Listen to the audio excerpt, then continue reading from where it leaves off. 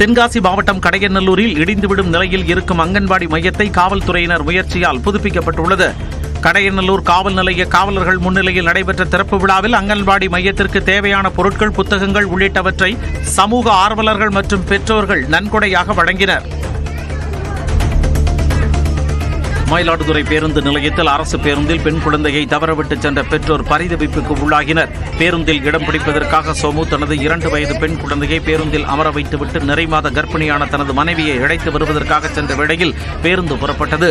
வழியில் பெண் குழந்தை தனியாக இருப்பதை அறிந்த நடத்துனர் மீண்டும் பேருந்து நிலையத்திற்கு திரும்பி குழந்தையை அலுவலர்களிடம் ஒப்படைத்தனர். குழந்தையை தேடி ஆட்டோவில் சுற்றிய பெற்றோருக்கு தகவல் தெரிவிக்கப்பட்டு குழந்தை ஒப்படைக்கப்பட்டது. திருவாரூர் மாவட்டம் வலங்கமான் அருகே மரத்தில் இருசக்கர வாகனம் மோதிய விபத்தில் 2 பேர் உயிரிழந்தனர். அரசு நேரடி நெல் கொள்முதல் நிலையத்தில் சுமை தூக்கும் தொழிலாளர்களாக பணியாற்றிய சங்கர், முருகானந்தம் ஆகிய இருவர் பணி முடிந்து வீட்டிற்கு பைக்கில் பயணித்தனர். ஊத்துக்காடு பகுதியில் சாலையோர வளைவில் உள்ள மரத்தில் மோதி விபத்தானதில் இருவரும் படுகாயமடைந்தனர். மருத்துவமனைக்கு கொண்டு செல்லும் வழியில் இருவரும் உயிரிழந்த நிலையில் காவல்துறையினர் விசாரணை மேற்கொண்டுள்ளனர். ஆதி திராவிடர் மற்றும் பழங்குடியினர் நல ஆணைய கள ஆய்வுக் கூட்டம் நெல்லை மாவட்ட ஆட்சியர் அலுவலகத்தில் ஆணைய தலைவர் முன்னாள் நீதிபதி தமிழ்வாணன் தலைமையில் நடைபெற்றது. துறை சார்பில் 20 நபர்களுக்கு பணி நியமன ஆணை, அடையாள அட்டை, நலத்திட்ட உதவிகள் வழங்கப்பட்டன. நிகழ்வில் வன்னிக்கொடந்தல், முதுமுத்தான் மொழி ஆகிய 2 ஊராட்சிகள் தீண்டாமை ஒழித்து சமத்துவம், சகோதரத்துவத்தை போற்றுவதாக பாராட்டி தலா 10 லட்சம் ரூபாய் மதிப்பிலான காசோலையை பரிசாக வழங்கப்பட்டது.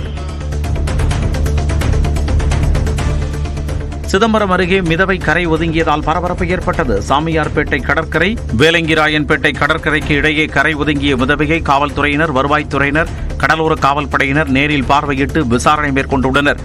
இந்த மிதவை கப்பலில் பயன்படுத்தப்படும் போய் என்பதும் காற்றின் வேகம் காரணமாக கரை ஒதுங்கி இருக்கலாம் என்றும் தெரிவிக்கப்பட்டுள்ளது. தூத்துக்குடி மாவட்டம் ஆத்திகுளம் கிராமத்தில் ஊருக்கு ஒதுக்குப்புறமாக நியாய விலைக் கடை கட்டப்படுவதாக குற்றம் சாட்டி பொதுமக்கள் போராட்டத்தில் ஈடுபட்டனர். 36 ஆண்டுகளாக சமுதாய நலக்கூடத்தில் செயல்பட்டு வரும் நியாய விலைக் கடைக்கு புதிதாக கட்டடம் கட்டப்படுகிறது. அந்த இடம் பொதுமக்கள் எளிதில் சென்று வரும் வகையில் இல்லை என கூறி கயத்தாறு தேவர்குளம் சாலையில் மறியலில் ஈடுபட்டனர். ஏற்கனவே இருந்த இடத்தில் ரேஷன் கடைக்கு புதிய கட்டடம் கட்ட வேண்டும் என்றும் பேச்சுவார்த்தை நடத்திய வட்டாட்சியரிடம் வலியுறுத்தினர். விருதுநகர் மாவட்டம் ராஜபாளையம் அருகே நீதிமன்ற உத்தரவை மீறி நித்யானந்தா ஆசிரமத்தின் பூட்டை உடைத்து உள்ளே சென்ற பெண் சீடர்களால் பரபரப்பு ஏற்பட்டது. கோதை நாச்சியாபுரம் கிராமத்தில் உள்ள 37 ஏக்கர் நிலப்பகுதியை உள்ளடக்கிய நித்யானந்தா ஆசிரமம் செயல்பட உயர்நீதிமன்றம் இடைக்கால தடை விதித்தது. இந்நிலையில் 2 பெண் சீடர்கள் பூட்டை உடைத்து உள்ளே புகுந்த வீடியோ வெளியானதை அடுத்து காவலர்கள் அங்கு சென்று இருவரையும் வலுக்கட்டாயமாக வெளியேற்றி கைது செய்து காவல் நிலையம் அழைத்துச் சென்றனர்.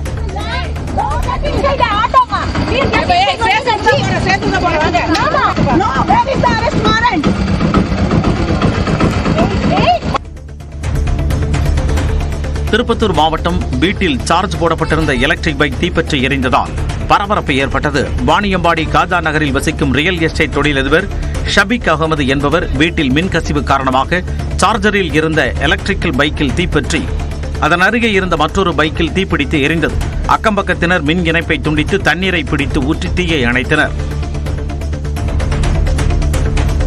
ஈரோடு மாவட்டம் சென்னிமலையில் 42 ஆண்டுகளாக தனிநபர் ஆக்கிரமிப்பில் இருந்த 32 கோடி ரூபாய் மதிப்புள்ள நிலம் மீட்கப்பட்டது.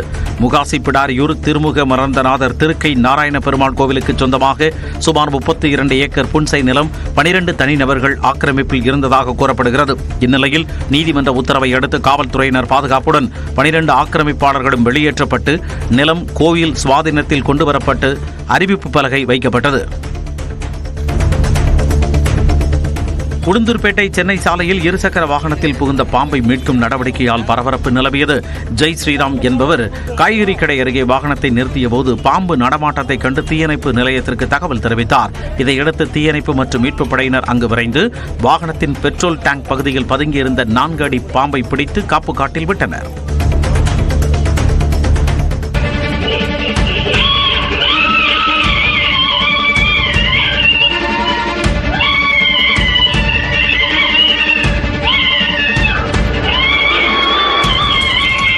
உத்தரகண்ட் மாநிலம் ஹரித்வார் பகுதியில் சிறுமியை தெருநாய்கள் கொடூரமாக விரட்டி கடித்த காட்சிதான் இது.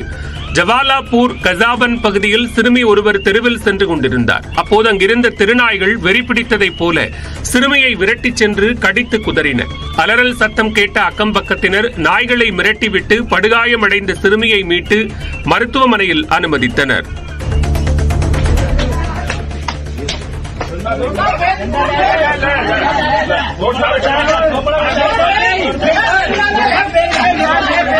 உத்தரப்பிரதேச மாநிலம் சாம்பல் பகுதியில் திருமணத்தை மீறிய உறவில் இருந்த பெண்ணையும் அவரது காதலனையும் ஊர் மக்கள் மத்தியில் குடும்பத்தார் வெளுத்தெடுத்த காட்சிதான் இது. கேசர்பூர் பகுதியில் திருமணமான பெண்ணும் அவரது காதலனும் ஒரே அறையில் இருக்கும் போது குடும்பத்தாரிடம் வசமாக சிக்கினர். இதனைத் தொடர்ந்து இருவரது கைகளையும் கட்டிய குடும்பத்தார் தெருவில் இழுத்து வந்து கம்பால் சரமாரியாக தாக்கினர். தகவல் அறிந்து சம்பவ இடத்திற்கு வந்த போலீசார் தாக்குதல் நடத்திய பெண்ணின் கணவர் உட்பட 4 பேரை கைது செய்தனர்.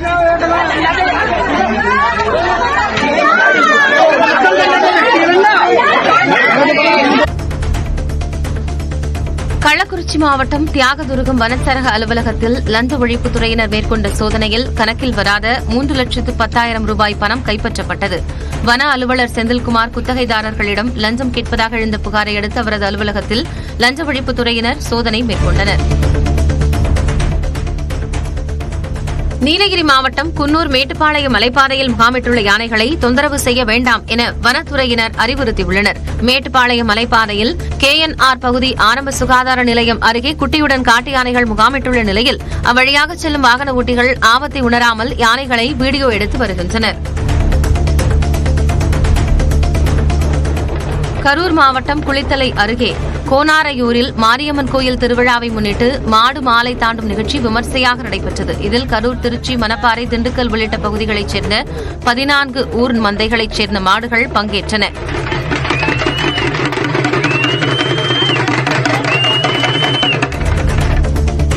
திருவாரூரில் வாரிசு சான்றிதழ் வழங்க லஞ்சம் வாங்கிய கிராம நிர்வாக அலுவலக உதவியாளருக்கு 3 ஆண்டுகள் சிறை தண்டனை விதித்து திருவாரூர் ஊழல் தடுப்பு நீதிமன்றம் உத்தரவிட்டது.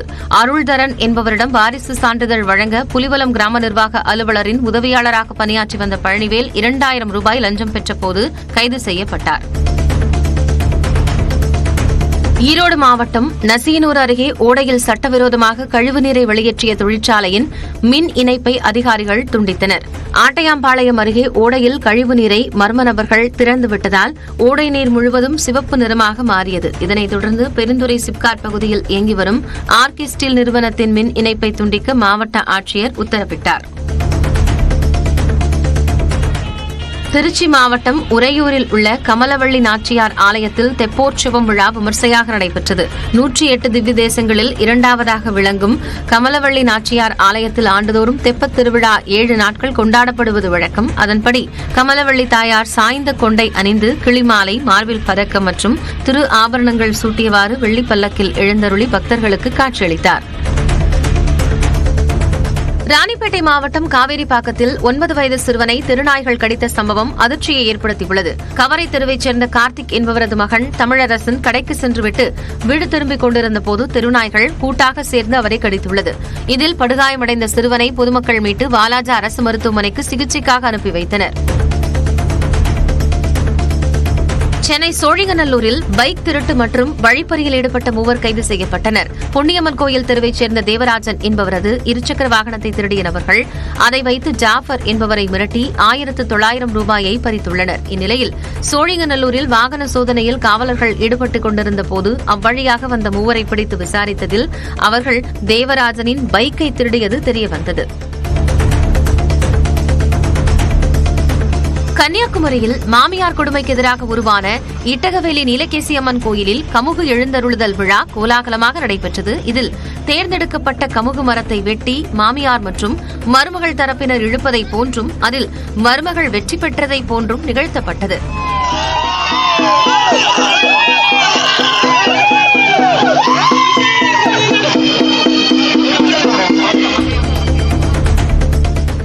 கன்னியாகுமரி மாவட்டம் புதுக்கடை அருகே சாலை ஓரம் இருந்த மரம் திடீரென வேரோடு சாய்ந்து விழுந்ததில் ஒருவர் படுகாயமடைந்தார். அனந்தமங்கலம் பகுதியில் வசித்து வரும் கிருஷ்ணன் என்பவரது வீட்டின் மீது மரம் விழுந்ததில் அவரது தலையில் காயம் ஏற்பட்டது. இந்நிலையில் மரம் முறிந்து விழுந்து பல மணி நேரம் கடந்தும் அப்புறப்படுத்த யாரும் வராததால் அப்பகுதியைச் சேர்ந்த பள்ளி மாணவர்கள் மற்றும் பொதுமக்கள் சாலை மறியல் போராட்டத்தில் ஈடுபட்டனர்.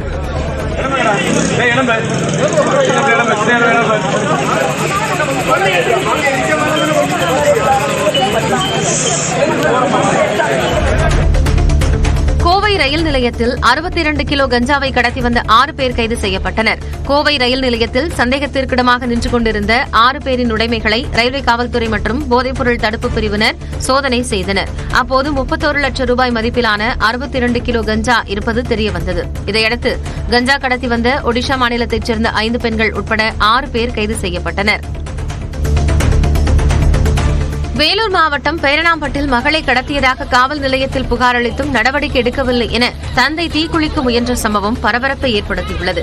ரங்கம்பேட்டையைச் சேர்ந்த விஜயகாந்த் என்பவரது மகள் அகிலாவை மர்ம நபர்கள் கடத்திச் சென்றதாக கூறப்படும் நிலையில் இதுகுறித்து அவர் பேரணாம்பட்டு காவல் நிலையத்தில் புகார் அளித்துள்ளார். திருவண்ணாமலை மாவட்டம் வந்தவாசியில் முறையாக குடிநீர் விநியோகம் செய்யப்படவில்லை என கூறி திமுக நகர்மன்ற தலைவரை கண்டித்து விசிகவினர் அல்வா கொடுக்கும் போராட்டத்தில் ஈடுபட்டனர். மேலும் நகர்மன்ற வளாகத்திற்குள் திமுக நகர்மன்ற தலைவரை கண்டித்து திமுகவினரும் தரையில் அமர்ந்து தர்ணா போராட்டத்தில் ஈடுபட்டனர். விழுப்புரம் மாவட்டம் வானூர் அருகே அனுமதியின்றி செம்மண் கொள்ளையில் ஈடுபட்ட 3 கைது செய்யப்பட்டனர். வானூர் அடுத்த தலக்காணிக்குப்பம் கிராமத்தில் பிரம்மதேசம் காவல் நிலைய ஆய்வாளர் பிரகாஷ் தலைமையிலான காவலர்கள் சோதனை மேற்கொண்டனர். அப்போது தனபால் என்பவரின் இடத்தில் மண் அள்ளும் இயந்திரம் மற்றும் 2 லாரிகள் செம்மண் கொள்ளையில் ஈடுபட்டது தெரியவந்தது. இதையடுத்து முத்துக்குமார், ராமச்சந்திரன், சிவா ஆகிய 3 கைது செய்யப்பட்டனர். சிவகங்கை மாவட்டம் திருப்பத்தூர் அருகே நெடுமரத்தில் மலையரசியம்மன் கோயில் பங்குனி திருவிழாவை முன்னிட்டு மஞ்சுவிரட்டு போட்டி விறுவிறுப்பாக நடைபெற்றது. அதில் சிவகங்கை, புதுக்கோட்டை, ராமநாதபுரம், திருச்சி, திண்டுக்கல் உள்ளிட்ட மாவட்டங்களைச் சேர்ந்த 300க்கும் மேற்பட்ட காளைகள் அவிழ்த்துவிடப்பட்டன. இதில் காளைகள் முட்டியதில் மாடுபிடி வீரர்கள் மற்றும் பார்வையாளர்கள் என 34 பேர் காயமடைந்தனர்.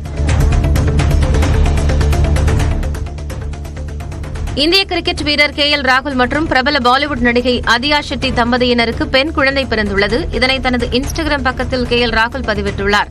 குழந்தை பிறந்துள்ள நிலையில் IPL தொடரில் நேற்று லக்னோவுக்கு எதிராக நடைபெற்ற போட்டியில் KL ராகுல் விளையாடவில்லை.